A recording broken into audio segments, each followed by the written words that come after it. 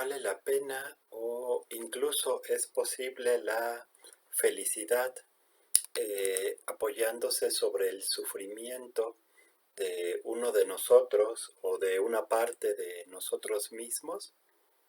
En este video hablaré sobre algunas reflexiones a partir de un cuento de Ursula K. Le Guin que se llama Los que se marchan de Homelas.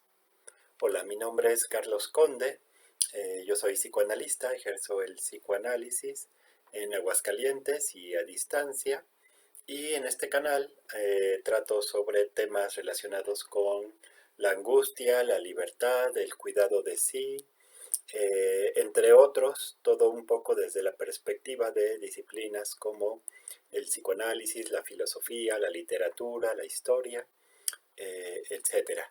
Entonces, bueno, en este video quería hablar un poco acerca de unas ideas, algunas reflexiones basadas en este cuento de Ursula K. Le Guin, que es una gran escritora de, pues, entre fantasía y ciencia ficción, ¿no? Pero alguien muy interesante.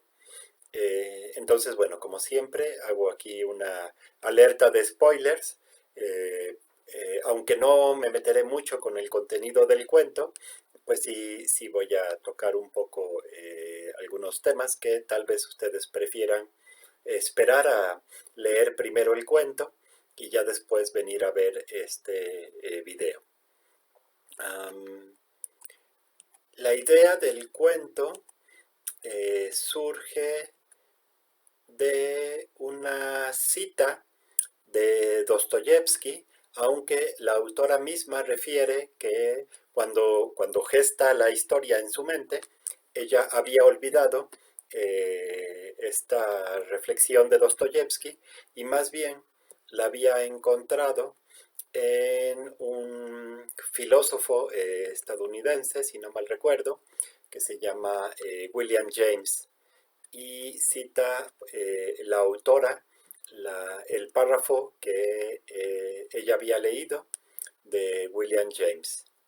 El párrafo dice así: consideremos la hipótesis de que se nos ofreciera un mundo en el que fueran posibles las utopías de Fourier, Bellamy y Morris, y en el que, por tanto, millones de personas fueran siempre felices, pero con la única condición de que un alma perdida más allá de las cosas tuviera que llevar una vida de solitario tormento. Por mucho que nos tentara el impulso de agarrarnos a una felicidad así ofrecida, solo una emoción muy específica e independiente podría hacernos sentir todo lo repugnante que sería disfrutar de ella a cambio de aceptar deliberadamente un trato semejante. La idea entonces básicamente es una especie de ejercicio mental, ¿no? Que se basa justo en esta propuesta. Imagínense que, por ejemplo, todos los miembros de este país, digamos, pudiéramos, o de esta ciudad, ¿no? Pudiéramos ser felices a cambio de que haya una persona que esté sufriendo un tormento continuo, algo parecido, que fuera una especie de chivo expiatorio, de sacrificio, ¿no? Una situación así. Y la respuesta, digamos, que da William James es justamente una de repugnancia, ¿no? Justo ante esa posibilidad. De hecho, es muy interesante pensarlo a la luz de, bueno, la versión que tengo yo de este cuento, viene una introducción de que cita justamente una frase de Mikhail Bakunin en un texto que se llama Sobre la libertad. Y este párrafo dice algo así: solo soy verdaderamente libre cuando todos los seres humanos que me rodean, hombres y mujeres, son igualmente libres, de manera que cuanto más numerosos son los hombres libres que me rodean, y más profunda y más amplia es su libertad, más extensa, más profunda y más amplia viene a ser mi libertad. Me gusta esta cita porque de alguna manera muestra cómo estamos profundamente interrelacionados, ¿no? Profundamente interconectados con la gente a nuestro alrededor y que una felicidad, una libertad en solitario vendría a ser algo muy difícil de plantear, ¿no? Creo que por eso es que la mayoría de las veces los seres humanos tendemos a buscar a otros con los cuales agruparnos, con los cuales hacer grupo social, con los cuales incluso hacer familia, ¿no? Más allá de la familia de origen en la que hayamos nacido, que digo, si se logra, ¿no? Si se logra también con ellos, que se cree una relación padre de libertad, de felicidad, pues está genial, pero pues también sabemos que no siempre se puede, ¿no? Que muchas veces estas personas que son de nuestra familia originaria no están dispuestas a crecer, a mejorar, a hacer lo necesario, y entonces nos vemos como obligados a crear nuestros propios círculos sociales, a crear nuestras propias familias, y que si logramos hacerlo, eh, propiciando, ¿no?, las condiciones para que haya más libertad y más dicha en esos círculos sociales, entonces nuestra propia libertad y nuestra propia dicha será más profunda, ¿no? Creo que, claro, Mijail Bakunin lo expresa también en un sentido de que habría que hacer mayor trabajo para lograr que esto sea accesible al mayor número de gente posible, ¿no? No solo a nuestra gente cercana, sino hasta donde podamos llegar en nuestros campos de influencia, ¿no? En nuestros trabajos, en nuestra participación en la vida social y política y económica de nuestras sociedades, en fin. Me gusta, repito, esta frase porque, y la ligo de nuevo con el cuento de Ursula K. Le Guin, porque nos muestra que si nuestra felicidad se basa en el sufrimiento de otro ser, hay algo profundamente erróneo, ¿no?, en esa postura que estamos asumiendo, que es la de no asumir responsabilidad por nuestra propia liberación, por nuestro propio trabajo personal, ¿no? Como, como una especie de lógica de que el sufrimiento de otro hace que yo ya no tenga que esforzarme, que yo ya no tenga que sufrir, que ya no tenga que luchar para ser una mejor persona. Y que eso es lo que, en palabras de William James, nos repugna, ¿no? También yo pensaría un poco en esta idea como una especie, haciendo una especie de analogía o alegoría con nuestra propia vida psíquica, ¿no? Con nuestra propia vida mental, emocional, de sentimientos, etcétera, ¿no? Pensando que pareciera que así es como muchas veces consideramos que nosotros podemos llegar a ser felices, como sacrificando alguna o algunas partes de nosotros mismos. Bueno, sabemos que no es que nosotros seamos, perdón, una unidad, no es que seamos una individualidad en el sentido de que no estamos divididos, ¿no?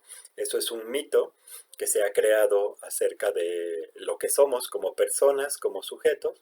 En realidad, claro, somos seres profundamente divididos, ¿no? Muchas veces en oposición a nosotros mismos, y lo podemos ver desde manifestaciones muy simples y sencillas, ¿no?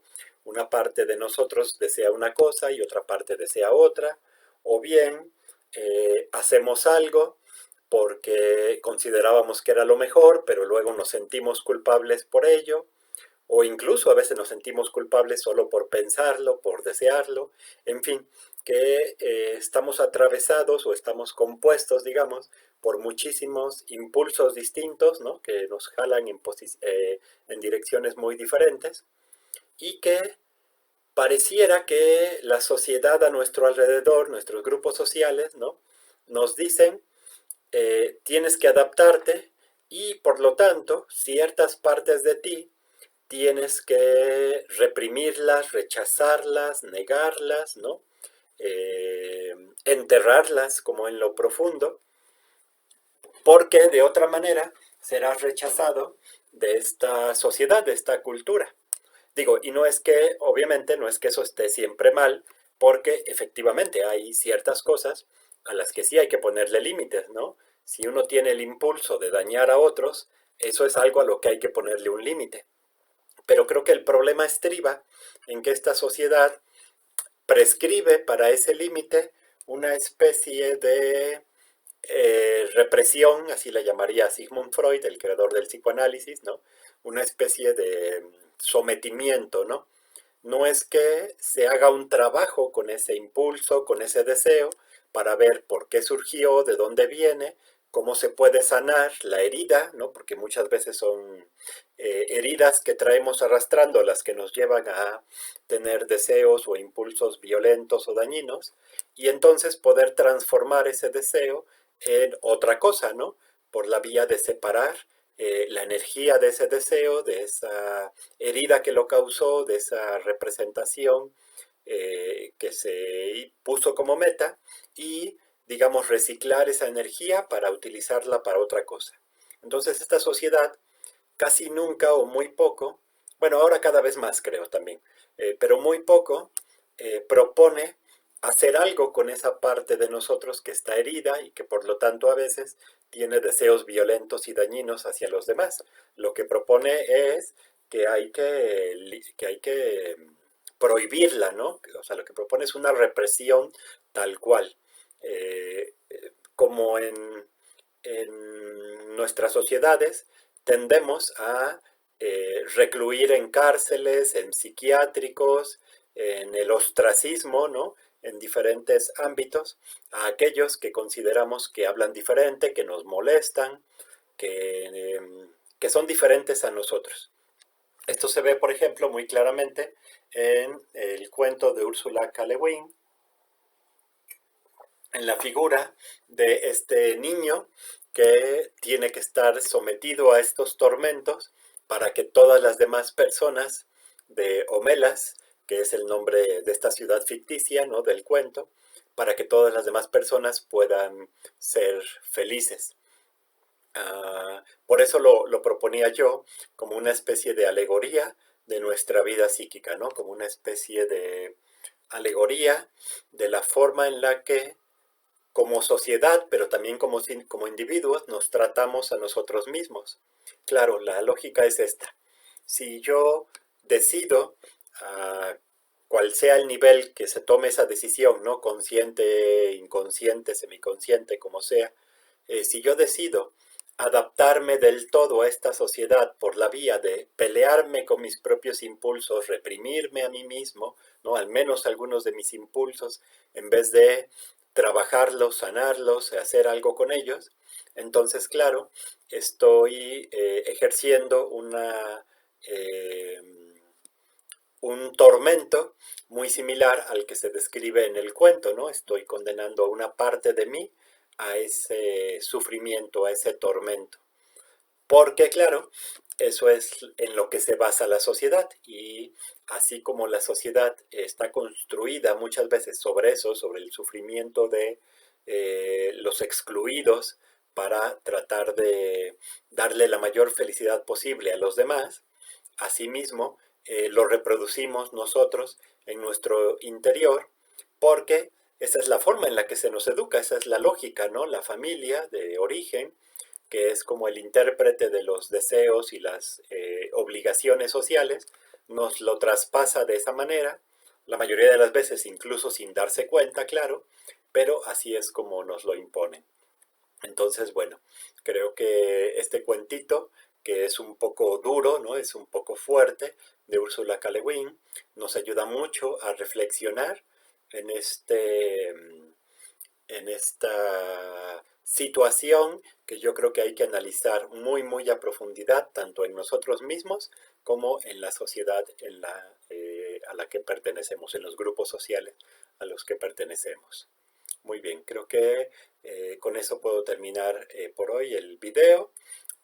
Como siempre les dejo bueno, la pregunta de ustedes qué opinan, si valdría la pena o no una felicidad que estuviera apoyada, ¿no? Fundamentada en el sufrimiento de otros, y si es que no, qué podemos hacer en esta sociedad en la que vivimos para tratar de extirpar esos fundamentos, ¿no? Tratar de extirpar esa lógica que es la que predomina y cómo podemos hacerlo también con nosotros mismos.